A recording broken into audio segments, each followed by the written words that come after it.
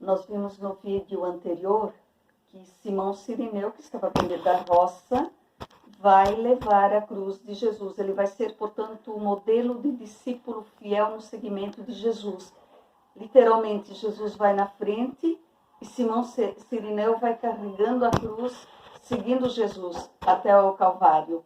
Então, é interessante como Marcos coloca isto, fazendo o sentido como a mulher anônima que ungiu Jesus é modelo de discípula fiel que acredita na cruz. Agora, Simão Cirineu, pai de Rufo e de Alexandre, ele também, por mais que ele tenha sido, que nós vemos no próprio texto do capítulo 15, que é forçado a ajudar a Jesus a carregar a cruz, mas ele o faz de forma disponível nesse sentido, não reage ao contrário. Bom, e o processo de crucifixão de Jesus? Nós sabemos pelo texto que às 9 horas da manhã Jesus é pregado na cruz. E ele passa a ser observado este tempo todo, e todo esse processo de zombaria que ele vai tendo por parte de autoridades e por parte de quem está lá. Tanto pessoas como estão lá, mas principalmente membros do Sinédrio que estão no Calvário, caçam dele dizendo, olha, se tu és o filho de Deus, vai, tens todo o poder, podes descer desta cruz. Inclusive, alguém chega a lhe dar vinho, uma vara com vinho, no sentido de querer prolongar mais a vida dele, mas Jesus não aceita. Isto se dá num contexto onde Jesus tinha proclamado, tinha gritado. Esse gritado a gente tem que entender que não foi a toda voz, porque do jeito que ele está crucificado, ele não tinha mais nem como emitir a voz com força. Faz lembrar, por exemplo, o grito do povo excluído que clama a Deus para que Deus o liberte.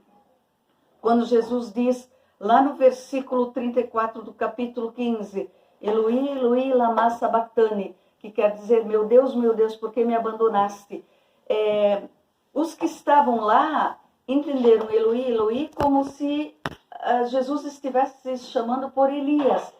Por quê? Porque a Sagrada Escritura dizia que antes do Messias, Elias iria voltar. Então eles diziam, caçoavam, zombavam, vejam, ele está chamando por Elias.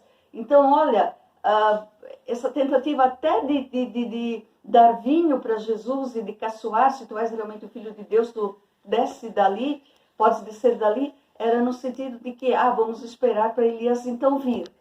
E é claro que que não aconteceu nada disso. No fim, então, quando Jesus expira, antes disso, só lembrando que do meio-dia até o momento da morte de Jesus, até as 15 horas, portanto, diz que as trevas cobriam tudo. Isto faz lembrar textos do Primeiro Testamento, que as trevas relembram o dia do Senhor, o dia do julgamento, o dia da vinda. E nós não podemos esquecer que com a cruz de Jesus começa o julgamento do mundo. Desde lá que Jesus foi pregado na cruz, sua morte e sua ressurreição, nós, a humanidade, todo mundo está sendo julgado. Então, isto significa, em outras palavras, o dia do Senhor. Indo um pouquinho mais adiante, nós vamos ver que quando as autoridades de Jesus caçoavam de Jesus, faz-nos lembrar Pedro. Aceitam Jesus como Messias se ele não estiver na cruz. Por isso que Pedro foge, Pedro nega Jesus. Faz lembrar uma estrofe de um canto antigo. Queriam um grande rei que fosse forte, dominador, pegasse na espada, e por isso não creram nele e mataram o Salvador, diz o canto. Bom, e a morte de Jesus? Então, 3 aspectos aqui. Abandonado por todos, Jesus grita, exclama e morre. Porém, quem vai acreditar, quem vai fazer a profissão de fé, quem vai reconhecer que Jesus é o Filho de Deus, é um centurião romano. E o centurião romano representa o poder romano. Porque o centurião romano, ele é chefe de 100 soldados romanos. E ele está na cruz. E é ele quem vai olhar para Jesus morto e vai dizer, verdadeiramente, este é o Filho de Deus. Então ele reconhece Jesus ressuscitado, o Messias, num ser humano humilhado, torturado, excluído, crucificado e que morre para dar a vida aos seus.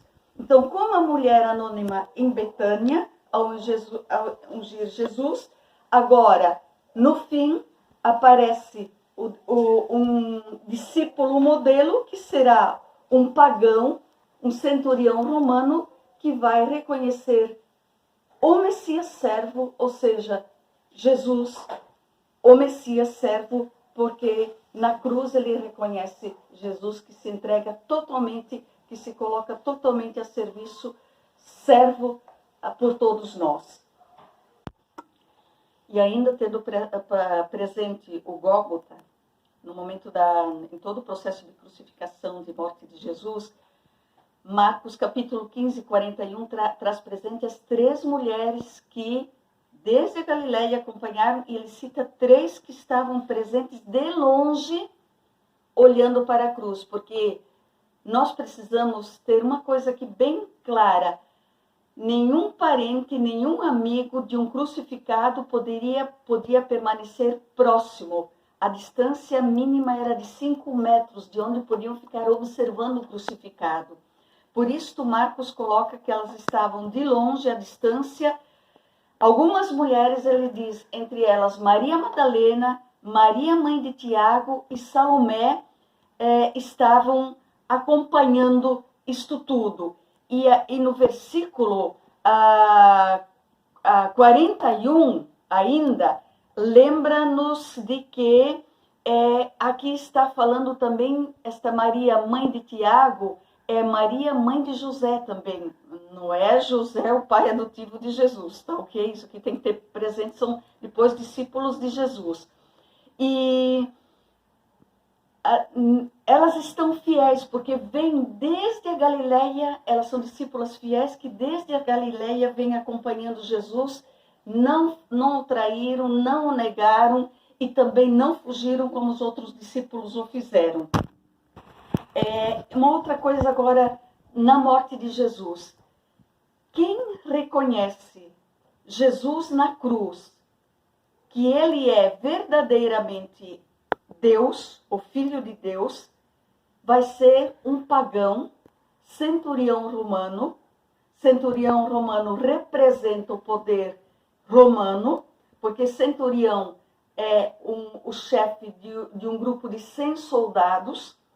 E é ele que, diante da cruz, no momento que Jesus morre, olha para a cruz e vai dizer, verdadeiramente este é o Filho de Deus. Faz-nos lembrar mais uma vez a mulher anônima que ungiu Jesus, que reconhece Jesus ser o Messias servo que vai passar pela cruz, e agora um pagão romano que, diante da cruz, olha para a cruz e reconhece Jesus, Filho de Deus, portanto Deus, que morre na cruz e que, portanto, é o Messias servo, assim como a mulher anônima também reconhece Jesus como o Messias servo, o que os outros não queriam reconhecer. Se negavam a reconhecer porque queriam um Jesus forte, um Messias forte, dominador, guerreiro, rei, enfim. E, portanto, olhando para o capítulo 15, os versículos 40 a 47, a gente vai ter presente o dado que vai ser o sepultamento de Jesus. Primeiro, desculpe, os versículos 42 em diante. Alguém que morria numa cruz não tinha sepultamento digno, não podia ser colocado numa sepultura, ia para uma vala comum. Agora, aqui quem vai fazer toda a diferença vai ser José de Arimateia, membro do Sinédrio. José de Arimateia vai pedir a Pôncio Pilatos que dê permissão para tirar o corpo de Jesus da cruz, e é o José de Arimateia que vai dar um enterro digno a Jesus. Eleição não vai ungir Jesus? Lembrando mais uma vez, os familiares e amigos não podiam se aproximar do corpo, de acordo com a tradição judaica, do corpo do crucificado.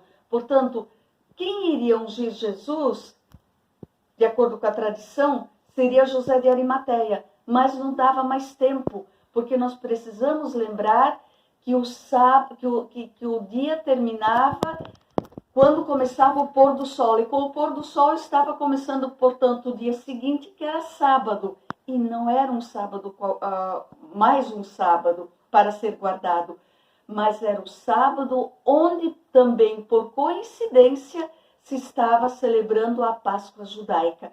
Por isso é um sábado super importante. E aí Jesus vai ser enterrado, de uma certa forma, até que ele desce da cruz e tudo, de uma certa forma às pressas, ou seja, não há tempo de ungir o corpo. Apenas o corpo foi envolto em tecido que o próprio José de Arimateia compra e envolve o corpo de Jesus. Este tecido é o que nós chamamos hoje em dia o santo sudário. Uma outra questão que o próprio texto de Marcos vai dizer, lá no final do capítulo 16, no versículo 47, que depois que foi colocada a pedra na frente do sepulcro, Maria Madalena e Maria de José observavam onde o corpo de Jesus tinha sido colocado. Ou seja, elas ficaram atentas observando. Para que isto?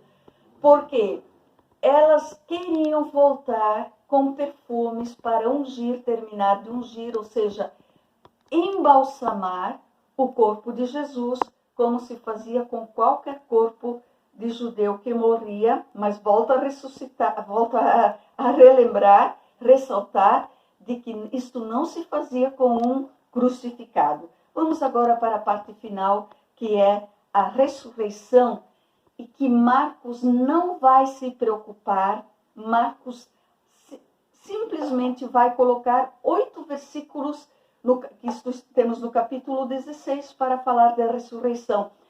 Marcos termina dizendo que as mesmas 3 mulheres que estavam lá acompanhando todo o processo da morte e viram onde Jesus foi sepultado, estas mesmas três mulheres vão no domingo cedo ao raiar, no que é o primeiro dia da semana, melhor dizendo, ao raiar do dia, vão apressadamente ao sepulcro para ungir o corpo de Jesus. Por quê? Porque no dia seguinte já seria o 4º dia, e isto significa que não se podia mais mexer no corpo porque ele estaria em decomposição. Porém, quando elas chegam, elas vão com a preocupação: quem vai remover esta pedra para nós? Porque era uma pedra enorme. Só que quando elas chegam, esta pedra está ao lado, está removida, elas olham, entram no túmulo, e qual é a surpresa dela? O túmulo está vazio, ou seja, o corpo não está ali, mas um jovem, vestido de branco, está sentado à direita. Olha uma coisa interessante. A direita aqui faz nos lembrar Jesus ressuscitado depois da ascensão, subiu ao céu, onde está sentado à direita de Deus. Lugar máximo. Direita significa um lugar máximo, lugar querido, da maior importância que Deus dá. É neste sentido. Então, este jovem, ao mesmo tempo, é um detalhe só em Marcos, faz nos lembrar lá no Getsemane, quando Judas Iscariotes chega com os soldados para trair Jesus, para prender Jesus, e um jovem fugiu, que estava só envolvido numa túnica, foge, perde a túnica e foge nu. O que é este jovem?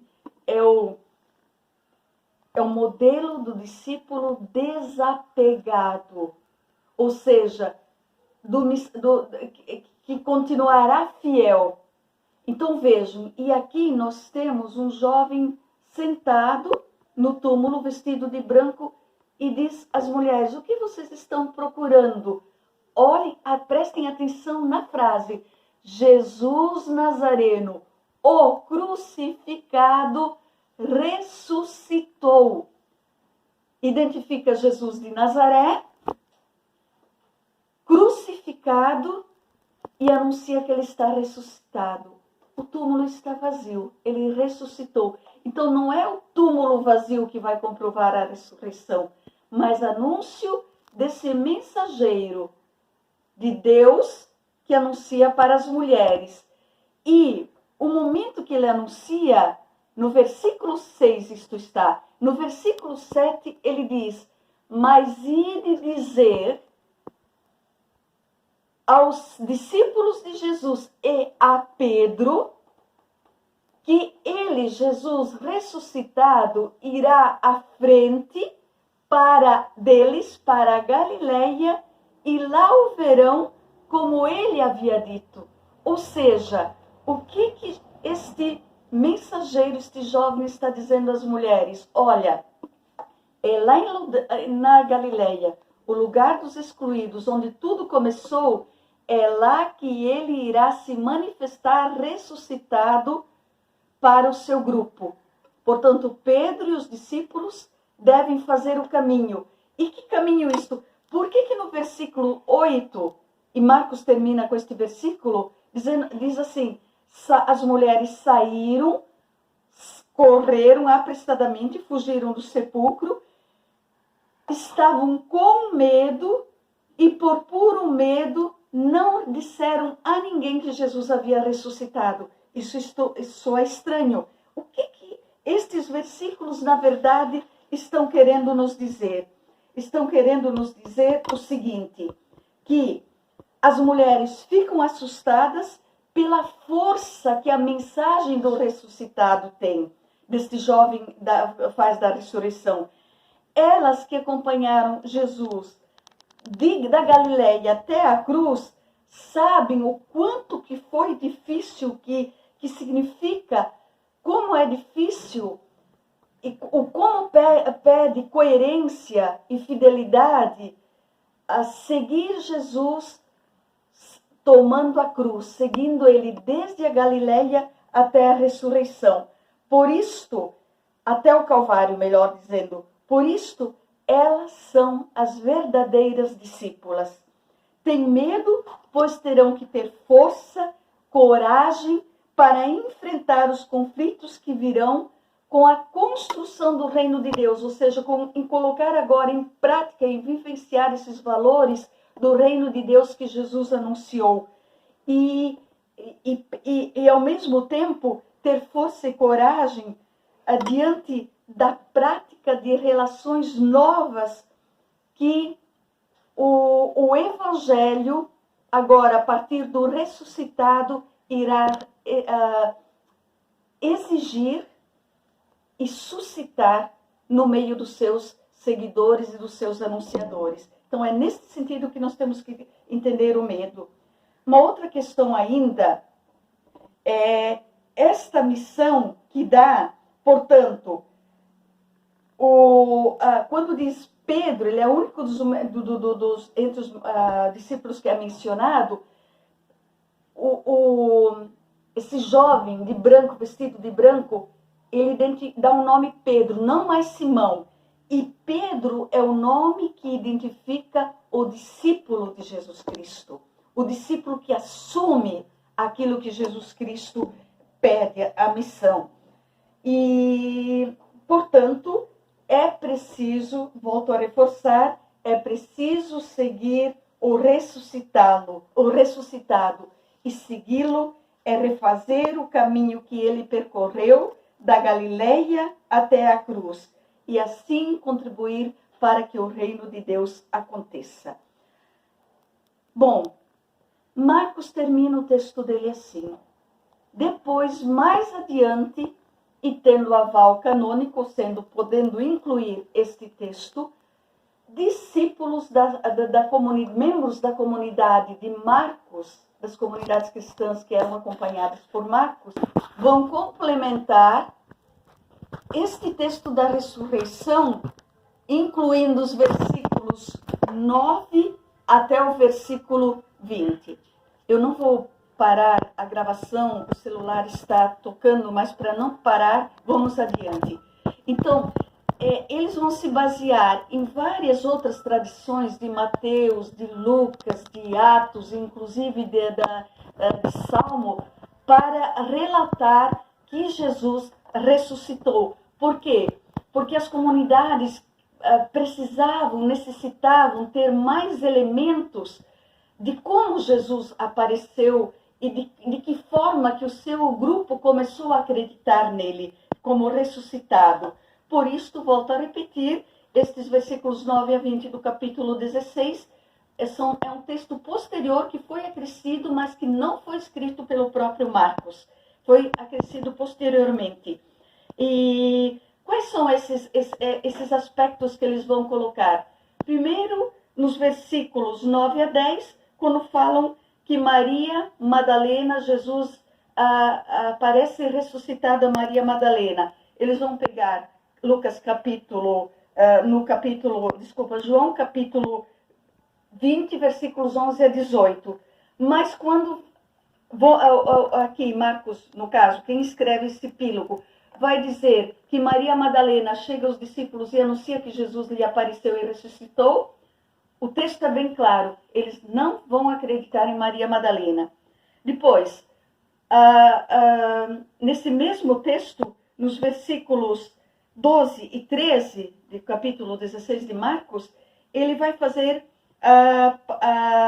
uso da passagem dos discípulos de Emaús que nós encontramos no capítulo 24, versículos 11 em diante de Lucas. Ou seja, aqui ele vai dizer assim, por último, aliás, depois no versículo 12, depois apareceu disfarçado 2 dos discípulos que iam passeando pelo campo. Também os discípulos de Emaús, ou seja, esses 2 voltaram a Jerusalém e contaram para o grupo dos discípulos, e da mesma forma diz o texto aqui, também não acreditaram nesses 2 discípulos.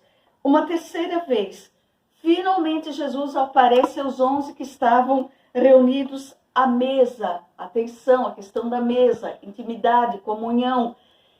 E Jesus aqui aparece aos 11 e lhes dá um puxão de orelha, ou seja, adverte a incredulidade. Por que até agora eles não acreditaram de que ele está ressuscitado? Isto faz lembrar que o objetivo do Evangelho neste momento era lembrar, advertir aos membros das comunidades cristãs que não estavam ainda muito acreditando nesta questão da ressurreição. E, por fim, nós vamos ter no capítulo... só quero lembrar que quando aparece no capítulo 11, Jesus vai lembrar também o capítulo 24 de Lucas, versículos 36 a 43, quando os discípulos de Emaús, na mesa com Jesus, ao partilhar o pão, é que vão reconhecê-lo. Então, aqui Marcos faz essa ligação. E uma outra questão por fim, quando Jesus dá a missão para todos, nos versículos 15 a 18, essa missão nós chamamos universal, porque é para todos os discípulos e discípulas.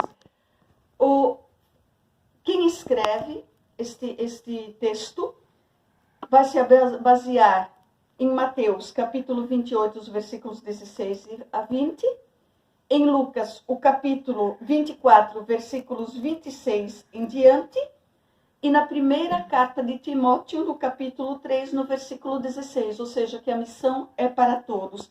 E, finalmente, o texto em Marcos, aqui, esse epílogo, esse acréscimo, termina, epílogo significa conclusão, termina, então, com a ascensão de Jesus e a exaltação dele. E isto é baseado na ascensão que Lucas descreve no seu evangelho, na sua narrativa do evangelho, no capítulo 24, no versículo 50 a 53. E nós vamos ver isto também em Atos, capítulo 2, em Atos dos Apóstolos. E mesmo faz nos lembrar o Salmo 110, no seu versículo 1, 2, quando ele também fala dessa questão da exaltação. Muito bem, pessoal. Foi um vídeo com certeza mais cansativo para ouvir, para acompanhar. Eu algumas vezes me atrapalhei também nessa questão, algumas coisas me distraíram em alguns momentos, barulhos, a gente não tem um cenário, não tem um ambiente próprio para gravação, temos animais também conosco, então isso tudo ajuda a gente a ter prudência, né? E tem um que se deitou aqui, este é o Marley, tá? Ele adora ficar aqui, e tem mais as outras duas que estão em outros lugares aqui dentro de casa. Tá ok, gente? Gente querida, alunos e alunas, novamente, olhem os textos na Bíblia, confiram os textos que a gente foi lembrando aqui durante o vídeo, tá? Toda essa parte, foram 3 momentos diferentes, 4 que nós fomos gravando os vídeos por partes, teve coisas que interferiram, mas estudem. Nós não podemos estar com aulas presenciais. É um recurso que estamos encontrando, estamos vendo a possibilidade de aulas online também, tá? Para que a gente possa continuar, para que isso não esmoreça, tá ok? Paz e bem, que Deus nos abençoe e que Deus nos ajude como humanidade a nos livrarmos logo desta epidemia. Tudo bem? Um grande abraço. Paz e bem.